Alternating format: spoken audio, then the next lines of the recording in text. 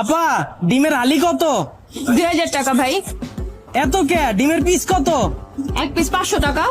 কি কন, কালকে তো 450 টাকা ছিল। ভাই গতকালকের কথা ভুলা যান, যত দিন যাইবো ততই দাম বাড়বো, দাম আর কমবো না।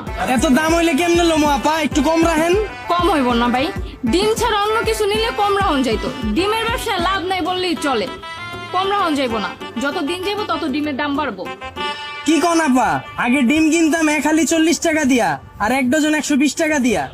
ভাই সেই দিনের কথা ভুলা যান, সেটা ছিল 2023 সাল, আর অহন হইতাছে 2050 সাল। হ্যাঁ, দাম যে আর কবে কমবো। ভাই কোন শুনছেন এই দেশে কোন জিনিসের দাম বাড়লে সেটার দাম কমছে? দাম আর কমতো না। আচ্ছা দেন, এক পিস ডিম দেন। আর কিছু লাগবে ভাই?